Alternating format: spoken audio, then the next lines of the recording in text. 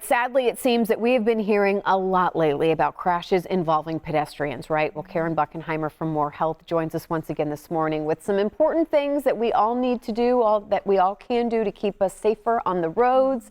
Good morning. Good to see you. Good morning. This is kind of sad that we're having to talk about this, but I think this is so important. I know you're so busy in the schools and in the classrooms year-round talking about this. But I also think it's great as parents and as adults that we need to be reminded about how important it is to really make sure that we are paying attention on the roads, is it not? Oh, absolutely. It's, we look at driving as a privilege, and we certainly want students when they're getting their license to make sure that they have learned properly and that they've had the guidance from their parents. But also the message is that parents need to be good role models. Yeah. And they need to make sure that they are following the rules of the road, and so that their children can then follow that too. Two of the things that I think we all know that are big issues is the distracted driving and then speeding. Certainly we've talked about Bayshore here recently, but what advice do you have for parents and adults and then students learning how to drive? Sure. Let's address speeding. Okay, so for speeding, number one is that the parent is a role model. So the parent makes sure that they have time to get to their locations and things like that, and that they follow the speeding laws and rules and limits, and to also have that conversation with their children. So that's number one, is that we all need to slow down. I know, we were just talking about how busy everybody is trying to go from here to work to practice to this and that, Yes, so we need to allow ourselves more time and really slow down. Okay. That's number one. And then number two for distracted driving. So distracted driving, there are many distractions in the car.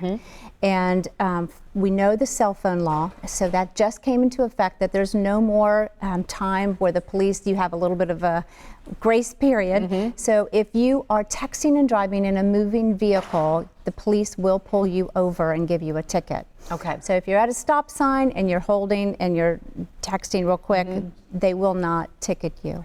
But other distractions are equally damaging and detrimental for driving. It's other kids in the car. So my recommendation for parents is that when your child is first learning how to drive, that you have very few people in the car. As few as possible? As few as possible, because other students with the radio blasting and food and drinks and things like that and turning around and looking, that can be really very catastrophic. So all kinds of distractions, food, listening to, getting the radio, doing all your things, texting, using your phone, can really be difficult to focus on the road.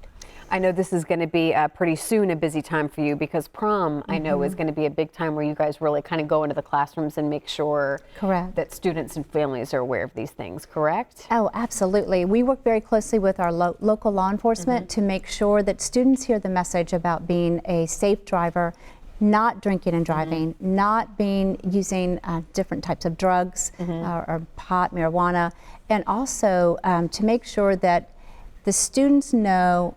We had a policy in our family where if at any time they felt nervous about getting in the car with someone else that had been drinking, or that they had been drinking, that they could always call me, and no questions asked, we would go and get them. So they need to have a safe person to call if they've made poor choices, because we don't want them getting in a car with a friend, say, for example, that has been drinking. And as we close here, it's just so sad, because so many of these times and these accidents, they're preventable, right? If we just make the better choices in the beginning and from step one, we can prevent these tragedies from happening. So Tampa Bay area is one of the highest cities, Tampa Bay area is one of the highest areas for bike and pedestrian injuries and deaths. And so much can be prevented. And if when we get behind the wheel of a car, if we would just take the time to be the best driver we can, and have our children then see that and they become best drivers, a lot of this would be prevented. So be the role model, and then certainly talk to your kids about it. Absolutely. So good to see you. So great to see you. Much. Keep spreading that message into the schools. We appreciate everything you do for our community, and of course we'll put more info on our website too on how you can learn more about More Health. But Thank you. Thank you so much.